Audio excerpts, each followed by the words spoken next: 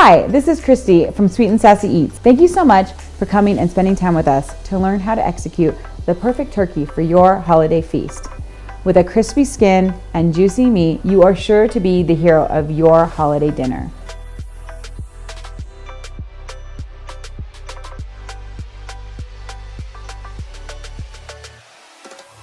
All right, so today we have Mark here with us. He is very interested in cooking a Thanksgiving turkey for his little family. He has never cooked a turkey before, but he wants to impress his wife with a perfect Thanksgiving turkey. Yeah, she'll be surprised that it's something other than mac and cheese for Thanksgiving, so I'm looking forward to this. Awesome. Okay, so the process that we are doing is called, we're dry aging and spatchcocking our turkey. Dry aging. Yeah, so what is dry aging? It is aging your meat. You do it a lot with steaks, but it's a longer process, about 14 days. But we'll age our turkey in the fridge, uncovered, for about 4 days. This intensifies the flavor, the natural flavor of the turkey, and also brings in the flavors that will rub all over it. And it also helps dry out the skin so that we can get a really crispy skin, which is my favorite part of the turkey. I'm looking forward to it. Thanks for having me. Yeah. Okay, so the first thing we're gonna do is we're going to grab the turkey that we have thawed out of the sink. Mark, if you wanna grab that turkey. Sure. So you'll wanna wear gloves when you're handling the turkey. One, to protect yourself from the raw meat, and also it helps you grip the very slippery bird that we have. You wanna cut it out of the packaging in the sink so you can get most of the liquid and drips. Just make sure you don't cut the skin of the bird when you're cutting it out. Is it a problem when it's frozen first? You just let it thaw ahead of time. Oh, okay. So fresh or frozen, you just gotta make sure you build in that time, because we are starting 4 days before Thanksgiving on this turkey. So if you're gonna thaw it, you need to start 6 days before. So why don't you pick it up, take out that plastic, take out this part. It takes some finagling getting it out of the feet. It's got a bar across the back of it. You gotta kind of bend it to get it out. You got it. Sometimes you get a little squirt. Okay. All right, so pick up the turkey and dump out that. There's a bunch of liquid inside the cavity. Okay, so Mark, bring it on over to your cutting board. It's covered with some paper towels. Yep, to catch all the drips. Okay, the first thing we're going to do is remove this little thermometer here that the turkey comes with. It basically will make you have a dry bird if you follow along with it. If it pops up at like 175 degrees, which is way overcooked for breast meat. So we wanna just take this thing and get rid of it. So let's clean out the insides first. So reach inside that cavity and pull out anything that can come out. Okay. This is the neck, and you're gonna put that in the bowl. We're gonna save that later for my gravy. Looks like that's the only thing that can be Now removed. turn it around and lift up this area, and they always hide a little baggie full of organs in there. It's got the heart and the liver. Are you sure they did that on this one? I think so. There's a baggie. Reach in there. You gotta get your hand in there, and there it is. Okay. So just throw that bag in that bowl. We will save that for later. Okay. So you want to, this turkey has a lot of extra skin. So we're gonna end up cutting off extra skin, extra fat pockets like this, things like that. So you wanna make sure that you have a good kitchen shears. So what spatchcock is doing is we gotta make this bird flat, like level. So we're going to first clean up anything that's not really appetizing. It's like this big chunk of fat is not gonna break down. And so let's rotate this turkey around, okay? And you wanna cut it so that it's like right there. Make sure you go a little more out that way, because it's gonna shrink a little bit. You do want some. Oh, yeah, we want some. Crispy skin is good. Just and all it this shrinks, won't. you're saying, so. Oh my goodness.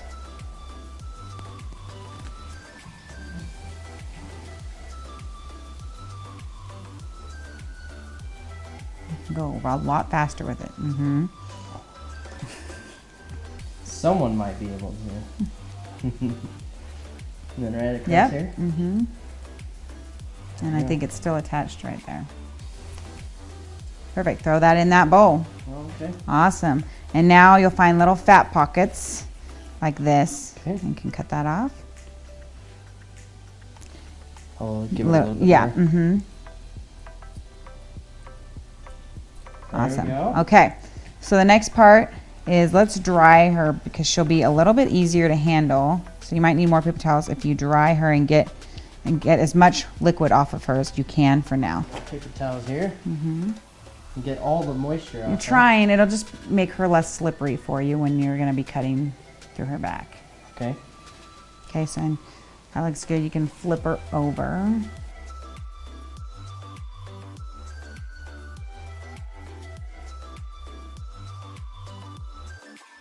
So, rotate her towards you. Okay. And you are going, so this is her spine, Okay. right down the back, okay? Okay. You're going to cut along the spine Okay. where the least path of least resistance. You'll kind of feel it with your scissors. And you want to go all the way down into her butt. Start right here. Yep. You're going to cut bone too. So sometimes you have to cut up the skin first to kind of see. But yeah, you're going to, it takes a lot of grip strength.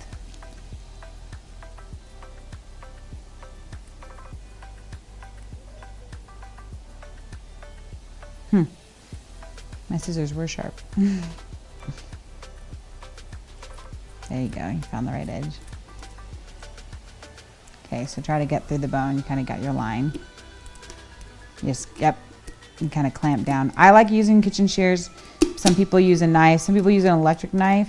I feel like an electric knife, it's hard to keep control. So I prefer kitchen shears. You just got to clamp hard. Yeah, you're doing great. Maybe tree trimmers next time I do this. Maybe.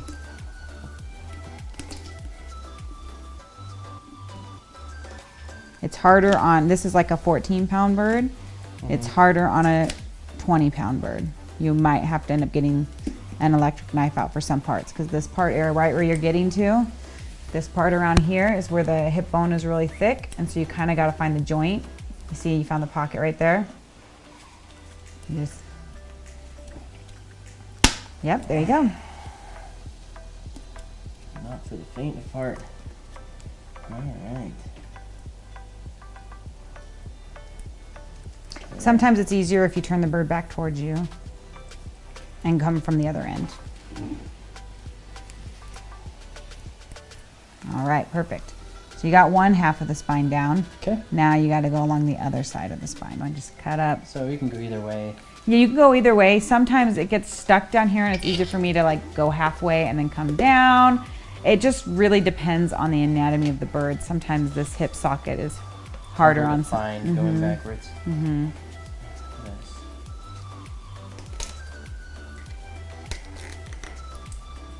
Try to keep as close to the spine as you can so you don't cut out too much of the bird.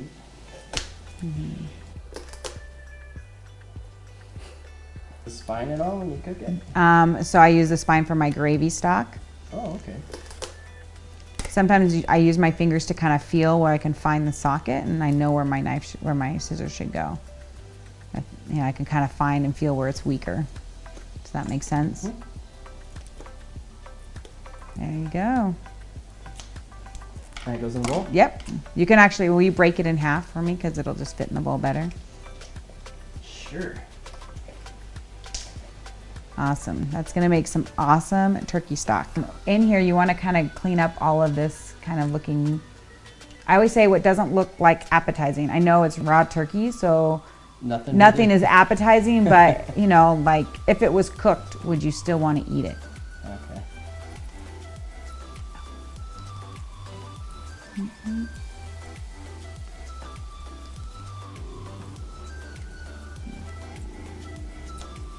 Perfect. Throw that in as well? Yep, everything can go in there. Okay, now you want to grab that chef's knife right there, not the fillet knife, that's, yep, the chef's knife. And you see the center of this bone here? Kind of just score it. This will help when we split it down the middle. Yeah, get a good score in that center part, yeah. That'll just help us with our next step. Up here it's a little thicker though. If you want to just come in here and get the tip of that knife in there. No. Ooh. Yeah, right in that hard part. So scoring the back of the bird on the breastplate is really important on a 20-pound bird because it's extremely hard to break that breastplate. On a 14-pound, it'll be a little bit easier. So you just want to make sure you get a good score on the back of the breastplate. And then let's flip it over and we're going to break the breastplate. So you want to rotate her so her thighs are pointing in and this part is out. And you're gonna find this harder part if you feel it's a little hard there. You're gonna put your hand there and your other hand on top, and you're gonna, like you're giving the bird CPR, you wanna push down hard to kind of crack that breastbone so that this bird can lay flat. Reminds me of doing CPR. There you go, that was perfect. No, you're good.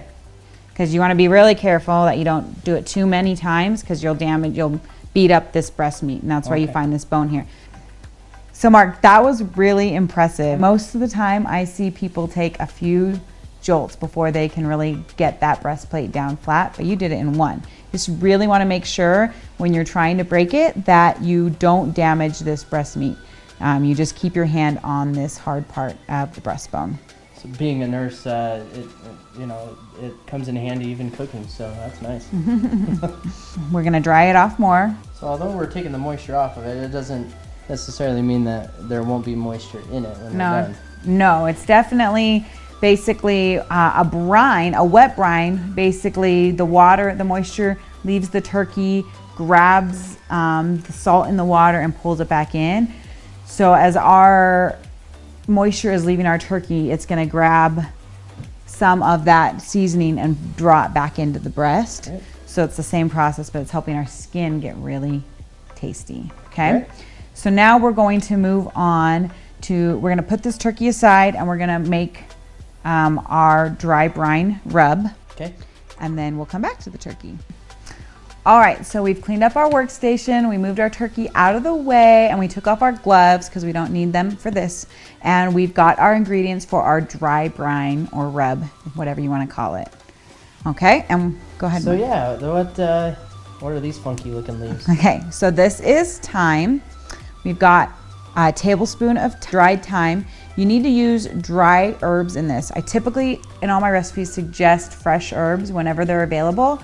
But for this, we don't want to introduce any extra moisture, so we're going to use all dried herbs. Awesome. So thyme. So there's thyme. This is allspice berries. Okay. And then this is dried rosemary, black peppercorns, and rubbed sage. And then we have our Redmond real salt. I like to use real sea salt. It's from here in Utah. Basically, salt has been given a really bad name. If you have table salt in your house, just get rid of it. That is what gives salt the bad name. It's processed, there's no minerals in it, and it actually is not that good of flavor. With real salt, it has lots of minerals. It actually has like a sweet and salty flavor to it, and it will really enhance all of your meat. Actually, Mark, do you want to do the real salt taste test challenge with me? I would love to. Okay, let's do that. Okay, We're Mark. gonna do a challenge of some sort? Yeah, we're gonna do what's called the real salt challenge.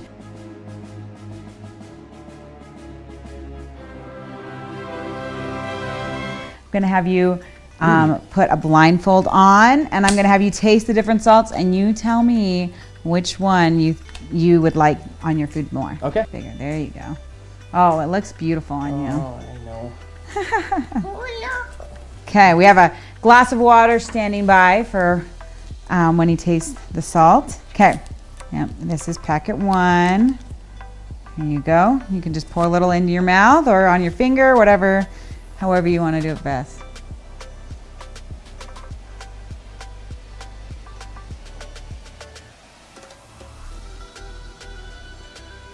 Okay.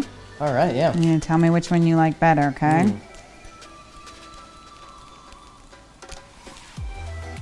Kinkers and stuff. Oh.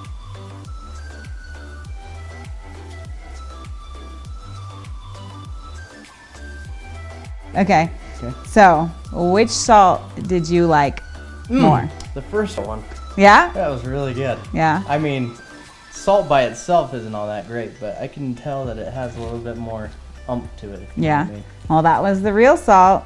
The great thing about the real salt is that it has extra minerals in it. It's actually, and vitamins. It's actually good for you. Yeah. It counteracts any of the negative effects that come from salt.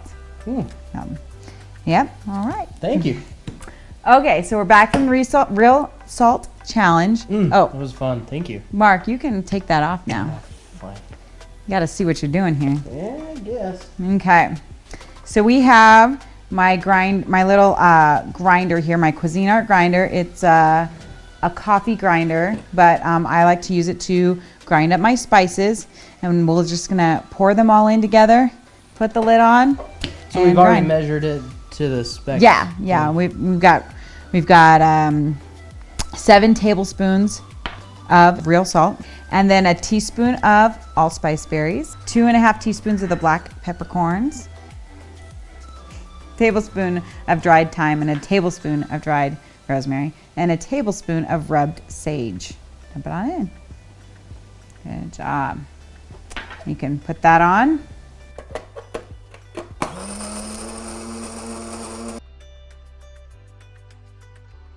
So we are back. We have our bird. She is ready to get a good rub down and then into our fridge. We got our gloves on. Anytime we're handling raw meat like this, you want your gloves on. And okay, Mark, so I want you to take that rub. You can sprinkle it over her and kind of get it everywhere.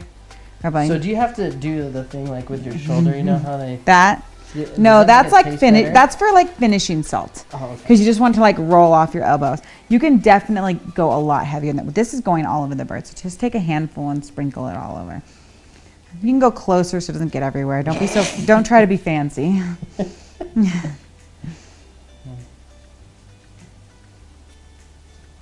Yeah, just shake it all over. Just trying to make it even. Yeah, you're gonna end up rubbing it down. So just like, you can even take the bowl and like, yeah. You wanna like lift up the tips to get it all in here. Because those wings are extra good when they're like nice and crispy. Yep. Not inside though? Not We're on gonna the flip other her side? over and we're gonna Oh. do on the other side too. So use only half of it then? Yeah. So if you want to turn her leg out like this, Oh. so you just rotate this. Yeah, there. And then let's do this wing. There's a spot over here that doesn't have, yeah. Be generous, huh? Yes. All right. Because this is going to help. Don't rub like that. You want to always pat. Pat. Okay. I know they call it a rub. It's kind of funny, but you just like pat it on. Because when you rub, you remove it from Remove it. it, Okay. yeah. So let's, oh, she needs some on this part. Mhm. That's great. Perfect. So we're gonna flip her over now. All right. Yeah, you get it all. It's okay. When we flip her over, we can get her there too. But Okay. you don't need to pat? I mean, if everything's covered pretty No, good. and at the end, we'll pat her more with more, whatever we don't use on the back, we'll finish more on the top. Okay. Okay, so I would grab her legs and flip her this way. Gotcha. Perfect. Okay, so again, you want to liberally season.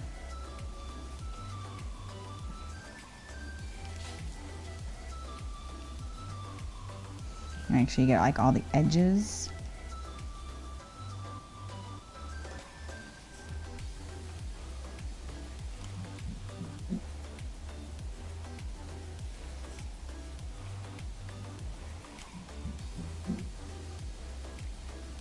Okay.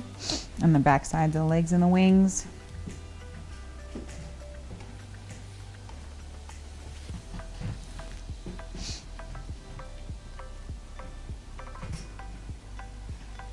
So I think she's good back here. Okay. We're gonna flip her back over and just put all the extra anywhere else we can see on the top, okay? All right. Now Make sure she's flat. Her legs are turned in. She's modest. That's how I think of it, is like she's crossing her legs, like she's modest. So you need some more up here. It's cute. Great. Sometimes it's just easier if you take this. A lot inside here. Yeah, you can throw a little in there. You just take it and yeah, shake, shake, shake, shake, shake, shake, shake, shake, shake, shake, shake. Okay, put it down. We're gonna go more on her breasts. And now we're gonna pat this in. Alright. You sure? Okay, so just like, see, when you pat it, you'll get some on your hands and you can move it around. Pat it down. And then we're gonna tuck her up. Yay! Okay. So you wanna take this and you twist that to the back behind her shoulder. So I do one at a time, it's easier. So you want it to tuck behind. So is this a full Nelson then? You know? Oh, yeah, that's a good idea, I guess. Kind of like a full Nelson. Oh, that's a good way to think about it. She's in a full Nelson. All right. Okay, so we're gonna go grab our pan and rack all prepared so we can move it over. So I will take off my gloves so I can grab that. Stuff. And you keep your gloves on so you can handle the bird. Okay. This is our pan. We put paper down. It helps just kind of catch, makes a little bit of an easier cleanup, catches a lot of the drips. And then a wire rack. So we're gonna face her this way. So like her legs will be coming, so you'll take her and you'll turn her 90 degrees. Put her down here. This helps get a good circulation of air all around her for her to dry out. Yep, you don't want her edges. I use a really oversized pan. If you have a regular baking pan, that's fine. I would probably, when you put it in the fridge, surround it with foil for anything that's hanging off so that it doesn't drip raw turkey juices in your fridge. Luckily, I have really big pans that fit in my fridge. So we'll take her, we're gonna put her in the fridge on a shelf where she is undisturbed for 4 days. Okay. I know it sounds weird, but it's okay. As long as your fridge stays at a good, 40 degrees, you'll be fine. You'll be safe. Awesome. All right. Okay, so our turkey is in the fridge. It'll be in there for 4 days. And so now you can decide what you want to do with your turkey ends. If you're going to do my bourbon gravy, you need to make a stock for it. I like to throw these parts in my smoker to help them enrich and get a smoky flavor into it. You can also roast them in the oven.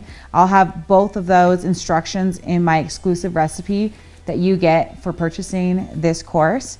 And it's really delicious. It's a bunch of processes. You can do a lot of it way before, during these 4 days of waiting, and you can have a delicious smoked bourbon turkey gravy for Thanksgiving. Yeah, do you have any other recipes that you have that's coming with this course? Yeah, so I will give you a full menu, suggested menu with grocery shopping list for a sweet potato casserole, and you can do that a few days before Thanksgiving. My Biscoff coconut pie, you can do that a couple days before, and the day before you can do my super fluffy orange rolls. That way it's breaking up all of your cooking, so you're not cooking all in one day and your Thanksgiving isn't just a crazy hectic day. Awesome. Okay, magic of TV. We are here 4 days later with our dry aged turkey. Mark, welcome back. Thank you. Love the outfit. It was a quick 4 days. Yeah, for sure. Okay. If you look at all this coloring on this bird, you see how in the dark meats it's kind of deepened from when we aged it? More purple. Yeah, so it's like intensifying. Some of that white moisture has left, and it's like intensified the flavor of the meat, especially in the dark meat. So you don't, 4 days is fine in the fridge, as long as it stays at that temperature? Yeah, as long as your refrigerator can stay at that 40 degrees temperature, your meat is fine and safe. And so just don't open up, if you have an extra fridge, don't open it up or let your kids hold the fridge open a ton because it loses temp. But for typical usage of a fridge, you are totally fine and safe. So one of the things that helps obtain the perfect turkey is having a really good meat thermometer. The meat thermometers I like to use are ThermoWorks. You will watch any food show, food networking competition, they all use this MK4. It's an instant read thermometer. Yeah, so I mean, it's not by time. You don't. Yeah. You like to. Cook Yeah, it I early. never cook meat by time. You will always over or undercook it. It's always by temperature. I will cook one turkey or steak or whatever for 3 hours and it's done. And then if I do it the next time, it might have a slightly different moisture or fat content and it totally affects the time. So it's all about temperature. So with our bird, we want it to get to 155 degrees internal temperature. We will pull it out and tent it. During that tenting time, it has what's called carryover. So what's tenting? We're going to tent it with foil. Sorry. Okay. Thank you for asking. Yeah. We're going to tent it with foil, and while it holds that temperature at 155, it kills the bacteria, reaches our 165 goal, and that way your meat isn't overcooked. If I waited till it was 165 and pulled it, it would raise another 10 degrees and be dry. So when you have dry chicken, turkey, that's what's happening. You're pulling it too late. It's overcooking. So how I make sure is I put, after the first step of roasting in the oven at a high temp, I will then insert this into the thickest part of the breast and be able to monitor my temperature of the bird without opening and closing the oven. When it hits 155, I like to take my MK4 and insert it in various parts of the turkey to make sure that it's all at least 155. Your legs and thighs will be higher, but that's because they're closer to the heat source, but they're actually cooked at a higher temperature. You normally want to get those like 175. So that's okay if you read it there, but you want the breast to be 155. So we will give this bird a rub down with our salted softened butter. I have a whole stick, seems like a lot. The butter will help make a nice golden crust on our bird and create some yummy drippings.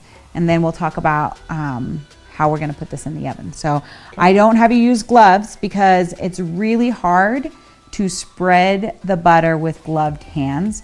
So butter works better. It'll work better with your body temperature and getting everywhere that you need to. So just go ahead. You're just gonna do it all over the skin, anywhere you can see. I would just like take chunks of it and start rubbing. You're gonna use the whole stick, or if you don't, you'll throw it away. So it's not a big deal. Butter is cheap. So you wanna like just push it. So not like rub it with your fingers. Let me show you. Okay. You just like take it and you like press it down. Yep. And just press it and smooth. Yep. You want it to like sit like a nice layer on top. If it doesn't stick, I just try to like clump it there and press. We are ready to wash our hands and get this bird into the oven. We actually lined our oven with foil before preheating it, and we put a baking pan on the shelf because we're gonna put this directly on the rack. Okay. And it's gonna drip down, and it would make our oven really messy if we didn't have a pan to catch most of it and then a foil for just in case. What you can do with that pan is you can throw some root vegetables on it to catch all those turkey drippings and have some yummy roasted vegetables to serve with your turkey. The reason we don't cook it directly on the pan is we want the heat to circulate all around it. We want the skin to really get all the heat to get really crispy and not sit in its own juices anywhere. So there's no soggy part of our bird. So we've set the oven to 450 degrees and we are going to place this bird directly on the rack. Put this bird, you can rest it on the bottom of your oven right there, yes. And you are going to take that bird, not on the rack, but yep, go straight to the rack and put it in leg first. Because put the legs in first because they're the closest to the heat element. They're a fattier cut so they can handle more heat. And make sure that your pan is underneath and trying to catch most of the drippings. Here you can throw in some root vegetables if you want. We're not doing that today, but you take that pan away, close up your oven. It will roast at 450 for 30 minutes, and then we will take it, turn it down to 350, stick our thermometer in, and cook until it reaches 155. Sweet.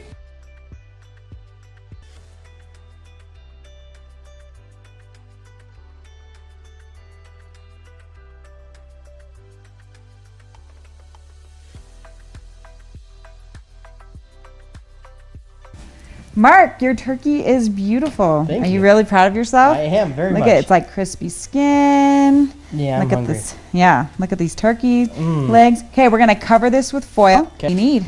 So go ahead and just form a little turkey blanket, turkey tent. Turkey tent. Yeah. Make sure you kind of like seal up the edges. Helps keep the warmth in. Okay. And we'll put it off to the side, set the table, and get ready to plate. Awesome. Sounds good. Okay, so our turkey has rested, and now it's time to check it out, and we're going to plate it. Go ahead. Look at your creation, Mark. Wow. Oh, man. And look at that. The meat is pulled back from the bone. Oh, my word. Looks like perfect little lollipop handles, huh? Mm. Okay, and we're... All this for plating, huh? Yeah, you worked so hard on this bird, Yeah. making it beautiful. You can't just put it on a cutting board and throw it out. You got to make it look beautiful. Yeah, I guess. Normally I'd just put a paper plate in front of my kids and throw a piece of the bird on there, But this is, food is my love language. That is how I show my love for people, is making beautiful and delicious food. So I try not to feel pressured by everyone being starving and ready for this bird. I make them wait. Like they are guests. They can wait to make so that I can make this beautiful, because you eat with your eyes first. So it tastes better if it looks better.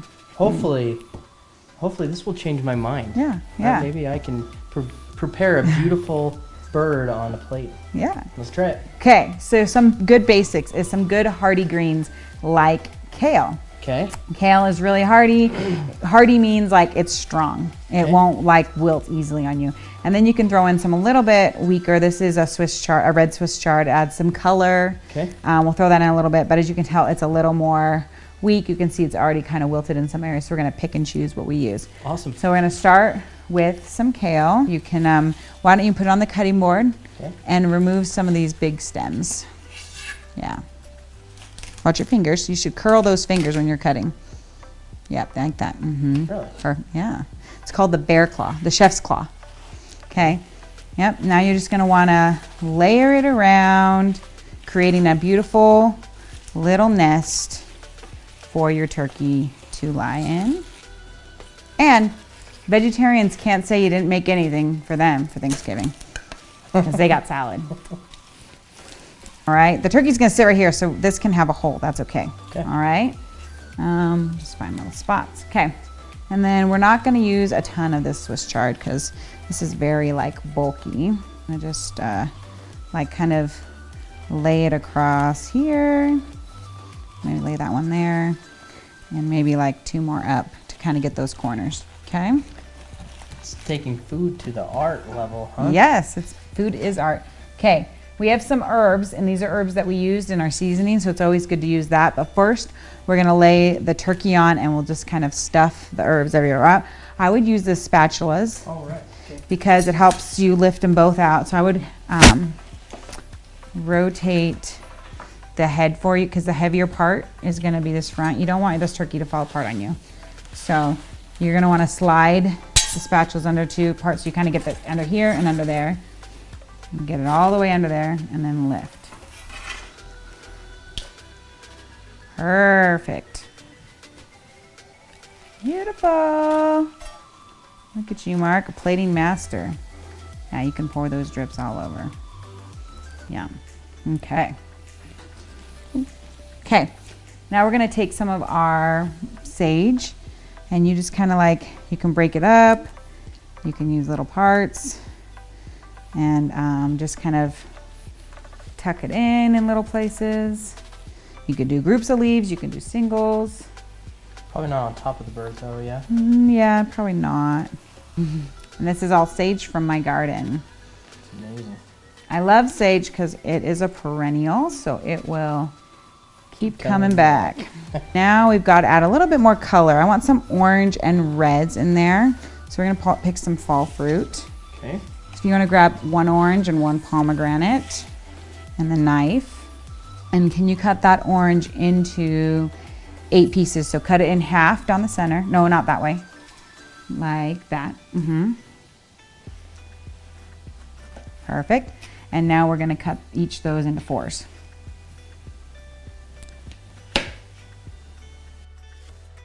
Now turn it So they're like square. Yeah, like that.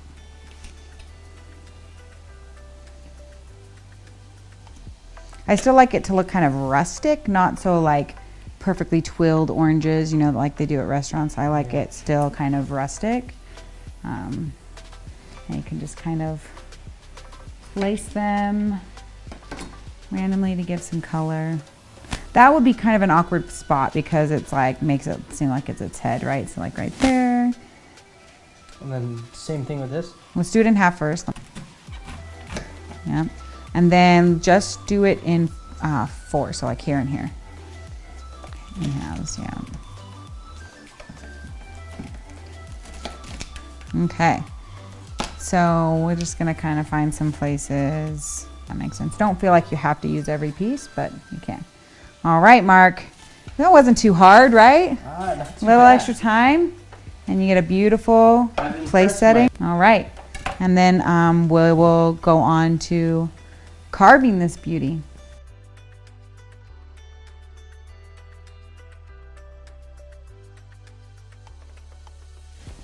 Okay, Mark, you got your fork. Okay. You got this middle line that you broke the bone. Yeah. You're just gonna think of that as your center line. So Okay. you're gonna take your fork to hold your space and just carve down the middle, first making a line. And you can kind of, now could you feel kind of how the bone is like sliding over Yeah. one way? Okay, so just go down to where you kind of feel resistance and you feel bone.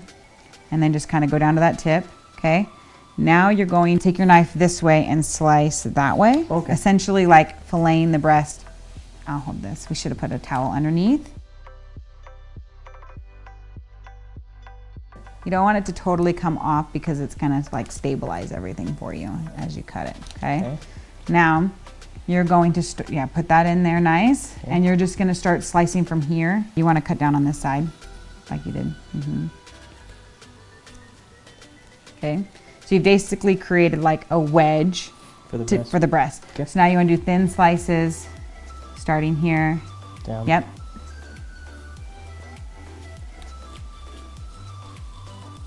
And if you have an electric knife, you can do that too, but I've found that a good chef's knife is just great. Okay. And you would just, now you kind of want to go with your knife down and under to kind of help release all that meat off. You want to go down where you feel the bone and then turn. That makes sense? Yeah. There you go. You just loosened it up a little bit. It'll be easy for people to get stuff out, okay? Okay. So you do that to the same side, but let's do The leg. the leg. So you want to pull this up. Okay. We're gonna break that leg. First. Yep, so you're gonna pull that and hold that and pop. There you go.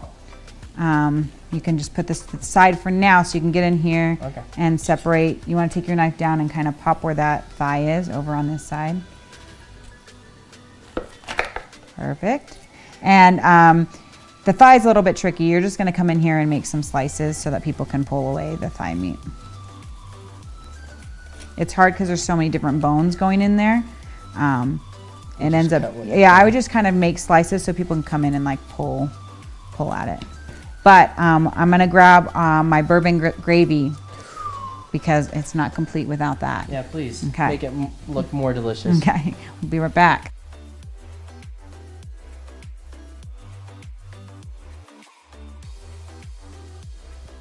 Okay, so we have our smoked bourbon turkey gravy, and I'm just gonna pour it on top to enjoy some awesome turkey. Obviously, you can serve it on the side, but me and Mark are about to dig in, so we just want to pour this gravy on.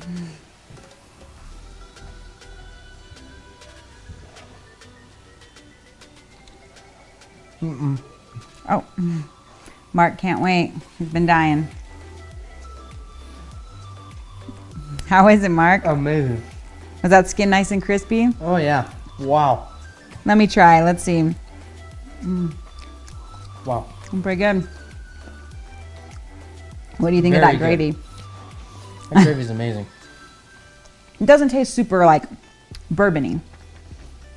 What do you need? Well, how can I help you, Mark? Yeah, no worries. I've got this. Thank you, Christy, for helping show me that I can actually make something like this. It really is incredible. I'm looking forward to this Thanksgiving for sure.